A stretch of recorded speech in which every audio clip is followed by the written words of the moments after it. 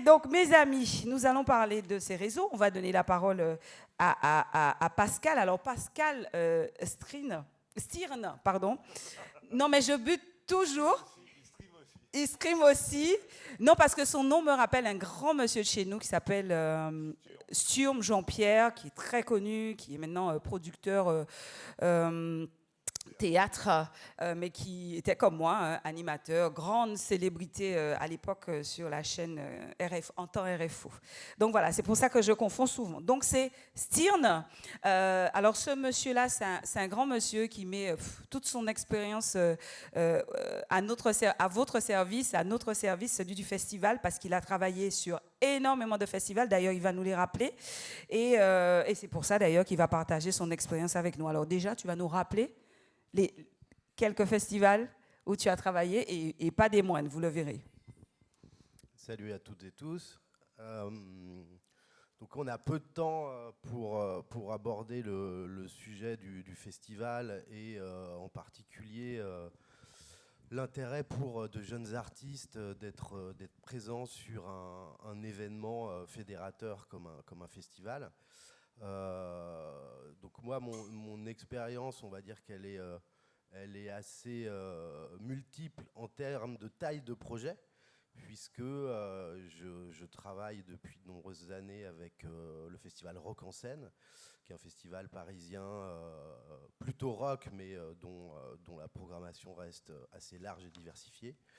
Je travaille aussi depuis longtemps et plus précisément sur la détection et la présentation d'artistes émergents sur le Printemps de Bourges, qui dispose d'un dispositif assez unique et inédit en France, puisque la détection s'appuie sur un réseau d'antennes régionales qui, chacune, vont rassembler des professionnels de leur territoire pour sélectionner au sein de chaque région un certain nombre d'artistes qui ensuite vont être mis en comparaison, on va dire, pour ne pas dire en compétition, avec l'ensemble des autres artistes sélectionnés dans chaque région pour en définitive présenter une trentaine d'artistes sur le Printemps de Bourges.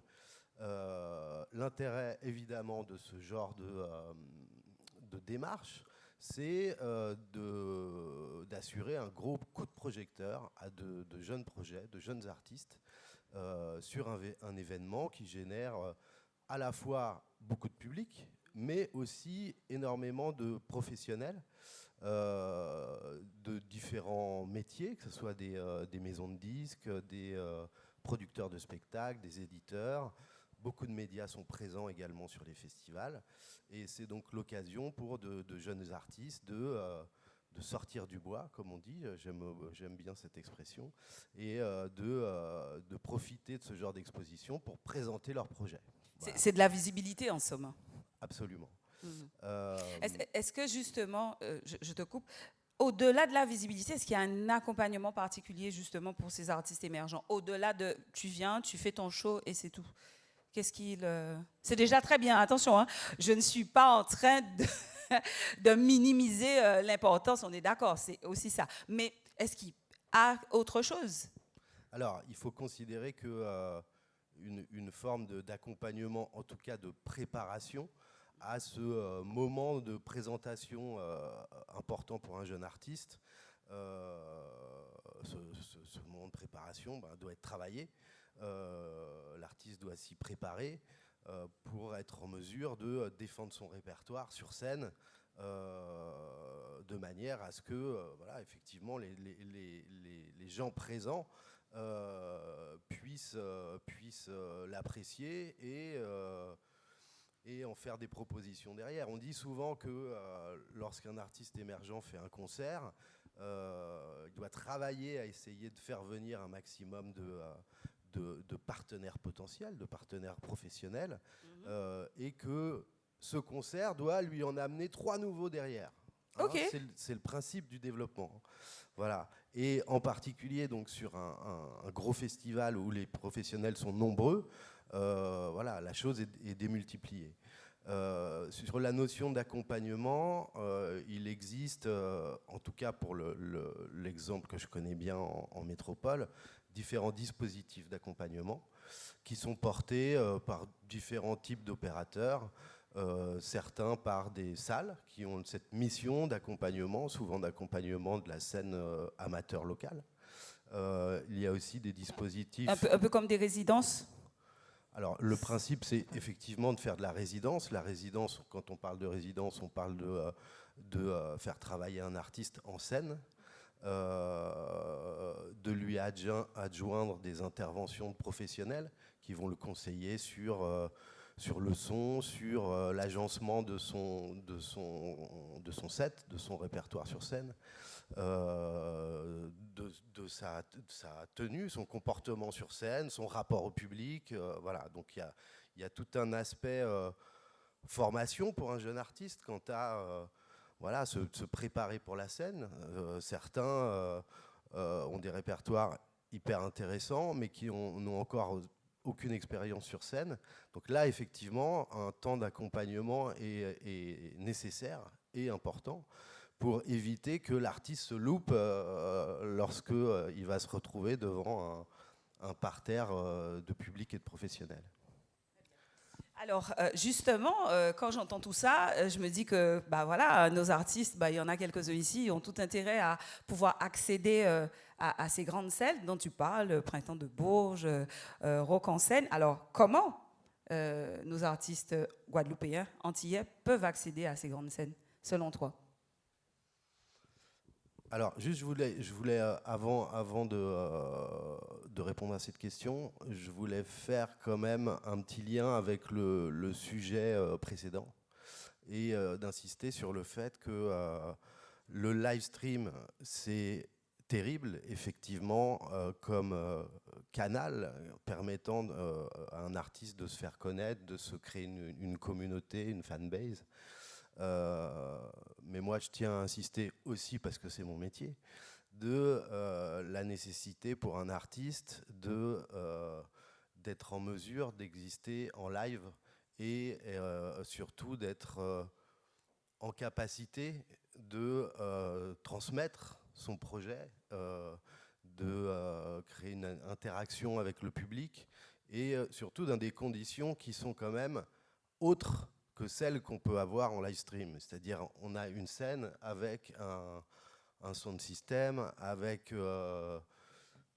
des éclairages et surtout la notion de partage d'un répertoire et d'une prestation artistique. Il y a un truc collectif qui est assez irremplaçable.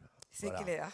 Et donc ça, je tiens à insister là-dessus, même si je suis complètement pour le développement du live stream, mais j'y vois avant tout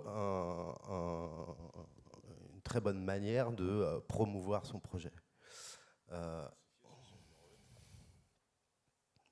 Aussi, lorsqu'on parle d'artistes émergents, voilà, les revenus, que ça soit en live stream ou en live tout court, sont au départ assez minimes. Voilà. Pour en venir à cette question de l'intérêt pour la scène guadeloupéenne de jouer, d'être présent sur comment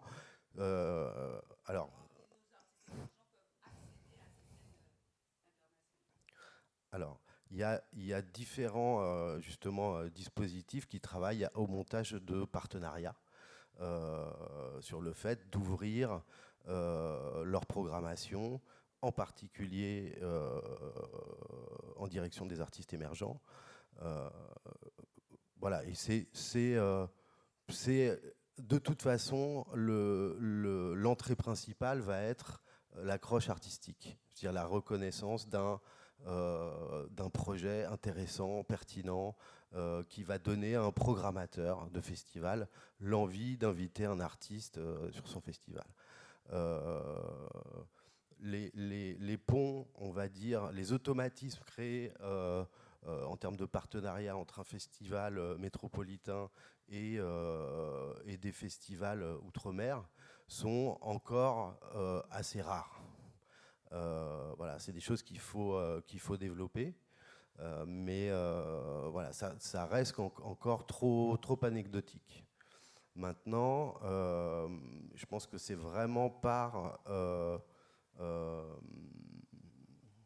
je veux en venir au fait que, au travers de la présentation d'artistes émergents, pour un festival ou même pour une salle, de faire venir un artiste avec une culture différente, avec une proposition musicale peut-être décalée par rapport à ce qui est habituellement présenté, ça doit contribuer à donner un ajout en termes d'identité pour un festival, d'identité de programmation. Je veux dire par là que un festival va avoir une aura au travers de ses headliners, de ses têtes d'affiche. Voilà.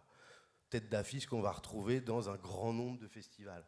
Un festival va pouvoir se démarquer par rapport à un parti pris artistique qui va être assez marqué quant aux choix qui vont être faits sur des artistes en émergence, des artistes que le festival va proposer de découvrir au public et aux professionnels.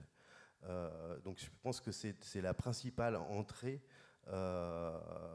sur laquelle il faut miser pour les artistes guadeloupéens avec leur culture musicale, avec leur style, et se démarquer de ce qui peut être fait par ailleurs en métropole ou ailleurs. Très bien. Alors on était sur la notion de partenariat et de spécificité. Nadia, tu veux Nadia Adradi. Non. Edaïra. Ben voilà, vous voyez pourquoi je n'avais pas dit son nom.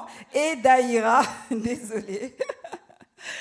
Nadia, donc tu voulais compléter. Alors tu es une espèce de couteau suisse. C'est ça. Michel Morin, comme on dit chez nous, avec plusieurs casquettes. Donc laquelle des casquettes que tu nous sors là? Alors, la casquette, je suis sur la table festival, donc c'est la casquette festival. D'accord. Je vais d'abord rebondir et après je me présenterai. Vas-y, je t'en prie. Je voulais rebondir sur ce que vient de dire Pascal, voilà, sur notre réalité très locale, de justement intégrer les marchés et les festivals internationaux, ou voire même nationaux, la grande difficulté qu'on a.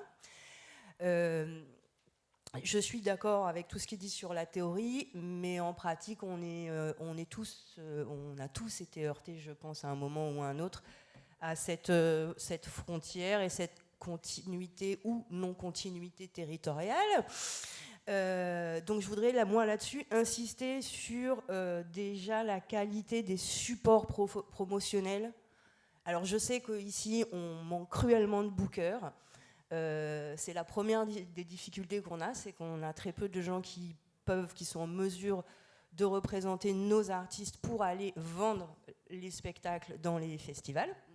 Parce qu'effectivement, c'est une porte d'entrée de visibilité qui vaut vraiment le coup, puisqu'en général, il y a pléthore de professionnels, qui journalistes, qui programmateurs, qui sont présents sur ces gros événements. Donc c'est vraiment une exposition oui, intéressante, et comme on disait, qui derrière rapporte normalement d'autres trucs.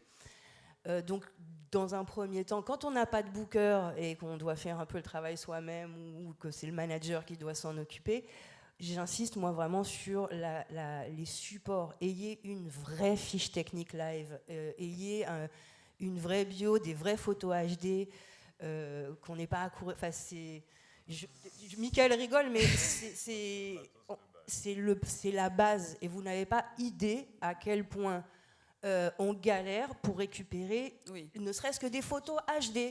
Je peux en témoigner par rapport à ma pratique d'animateur. Hein. J'étais en radio pendant les vacances, et même, alors là où c'est assez marrant, là tu parles d'artistes émergents, à la limite ça peut se comprendre, mais sur des artistes connus qui ont déjà une expérience, une notoriété, on se retrouve avec des supports de com qui sont voilà. Moi, pas du tout quali. Quand on me dit va prendre sur Facebook, il me dit va sur prendre sur Facebook. Wikipédia. Donc non, c'est pas possible. Fiche technique aussi c'est des choses, c'est la base, c'est primordial. Vous voulez faire du live, vous voulez jouer en festival, si vous n'avez pas une fiche technique, voilà, c'est tout de suite, on met de côté parce que, bon, pas professionnel, il n'y a pas tout, on ne regarde même pas. C'est la base pour pouvoir après répondre aux dispositifs divers et variés. Donc je sais que le Printemps de Bourges, avec les Inouïs, un dispositif vraiment très abouti.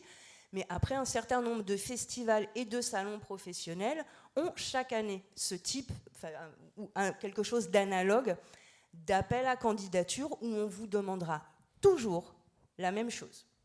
Une bio, photo HD, fiche technique, liens divers. C'est tout. Mais c'est super important et c'est à soigner. C'est comme ça qu'on... Le premier pas. Très bien, Nadia, pour cet apport. Je sens que Michael est en train de bouillir. Non, Michael, oui, express yourself. Parlez, Michael. On sent quelqu'un qui a vécu quelque chose, là. Oui, parce que en fait, c'est au-delà de ça, c'est tout l'environnement de l'artiste. À un moment, on ne peut pas demander aussi à l'artiste. Tu as parlé de booker, donc limite c'est le travail du booker. Oui. Alors, c'est là où, voilà, moi, je peux partager, en tout cas. Je t'en prie, on est là aussi pour ça. Alors, Michael Lozis, c'est l'organisateur du festival et c'est aussi Krama, c'est aussi The Station, donc avec une grosse expérience dans le métier. Oui, vous pouvez. Merci. Vas-y. Par exemple, en 2006, où j'ai eu l'occasion de croiser Jacques Schwarzbart sur son premier album, Sonné Kala, je crois. Enfin, voilà. Il a été prix SACEM, je crois, en 2006. On a eu l'occasion de travailler ensemble. Et le fait de pouvoir bien connaître cet environnement-là, qui est celui de la musique dans sa globalité, moi, par la suite, j'ai travaillé au rapprochement de Jacques avec un booker sur un autre territoire qui était le territoire hexagonal. Donc il a rencontré Hollande Productions, Franck Gouéry qui était avec nous. Il était là l'année dernière. C'est ça. Oui. Et donc Franck a eu l'occasion de travailler avec Jacques pour diffuser les œuvres. À un moment aussi, ça fait partie de nos responsabilités à nous d'aller chercher le reste de l'accompagnement. Le reste de la chaîne nécessaire au développement des artistes. J'ai une bonne nouvelle pour vous. Hein. Désormais, vous aurez Kramam. Enfin, on reviendra là-dessus. Vous avez quand même des supports concrets sur le territoire et vous n'êtes plus seul. Ben, merci Nadia Edrari.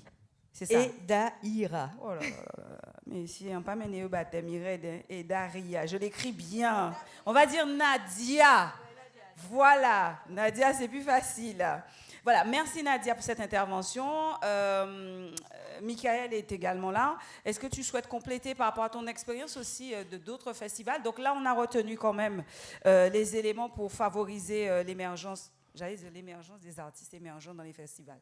C'est pas terrible, hein? Ça fait beaucoup d'émergence. Moi, je vais juste faire la jonction entre la première thématique, qui est les diffusions alternatives, et les festivals. Tu es un peu chez toi, fais comme tu veux, en cas JCZ. Vas-y, Michael, on t'écoute.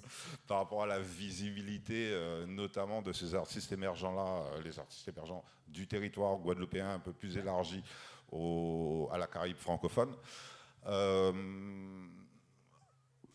Au niveau du festival Lili, donc, on a posé la première édition qu'on a voulu partager. Hein, vraiment, 2020. Avec tout le monde. Et puis voilà, c'était en Quelle 2020. 2020, Covid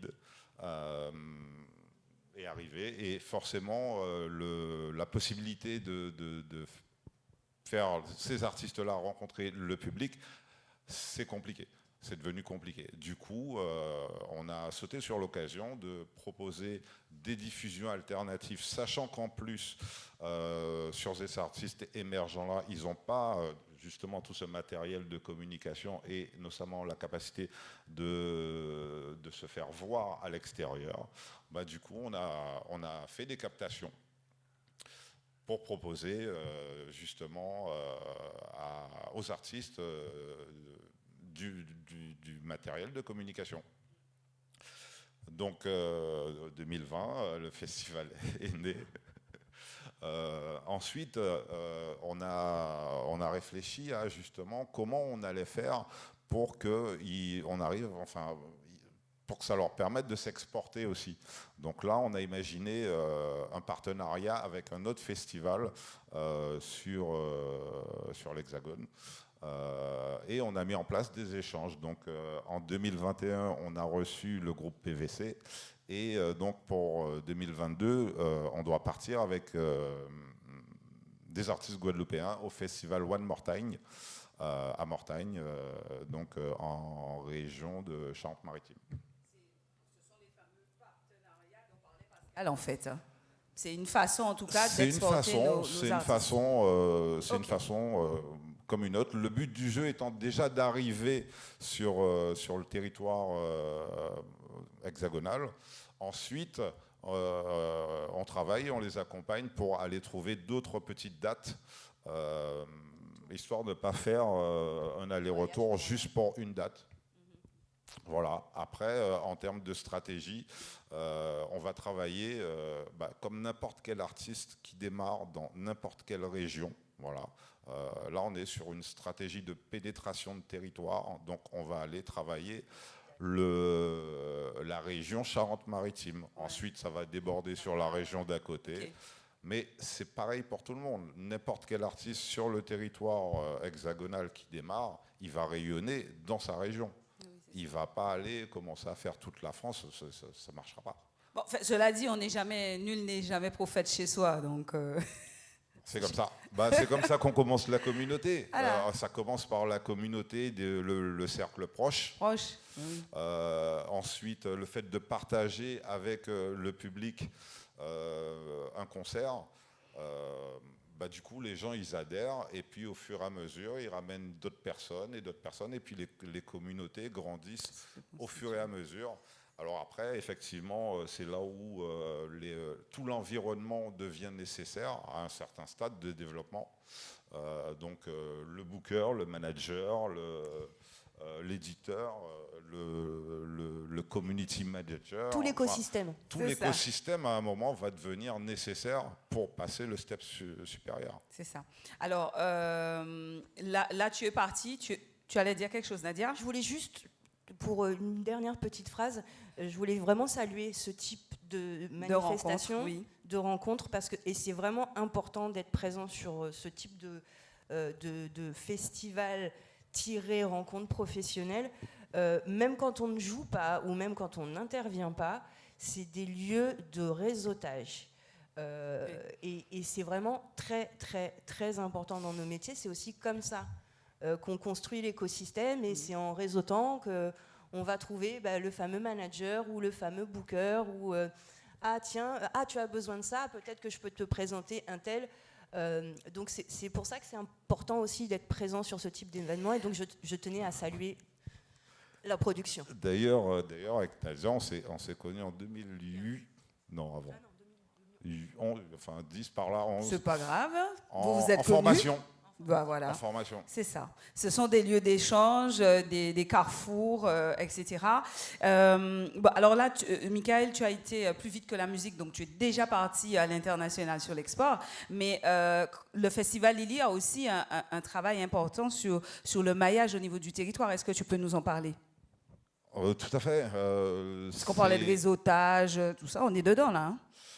Dans le cadre du festival, justement, on a ce maillage-là d'artistes émergents locaux qu'on accompagne notamment avec ma partenaire et collègue Lauretta Monique de Cariculture.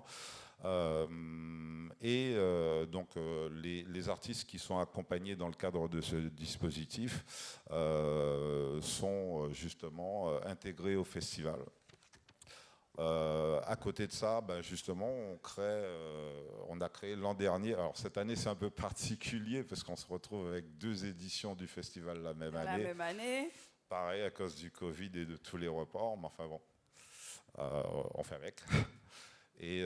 Mais l'objectif, c'est de permettre au groupe aussi de se rencontrer et de pouvoir, si possible, repartir en tournée avec des artistes nationaux qu'ils auront croisés à l'occasion du festival, et d'avoir un support, en tout cas, sur lequel ils pourront s'appuyer pour pouvoir avoir éventuellement des dates assez facilement par la suite. Très bien. Alors, nous allons clôturer cette partie-là. Est-ce que Pascal veut ajouter un mot? Bah, justement, peut-être Ou plusieurs mots, pour faire possible. le lien entre l'intérêt d'un festival comme coup projecteur aux artistes émergents, c'est peut-être effectivement le fait de se dire que au travers d'un dispositif qui se doit d'être visible et communiquant au sein d'un territoire, et qui permettent de rassembler, de donner envie, voilà, à de jeunes artistes de participer, de franchir le pas, de montrer leur travail, de se faire connaître. Voilà, c'est une démarche par le cumul d'un certain nombre d'artistes qui vont faire l'objet d'une sélection, on va dire, bienveillante d'un comité de sélection local, de gens à la fois qui connaissent les projets pour les avoir fait jouer ou pour les faire travailler dans leur lieu.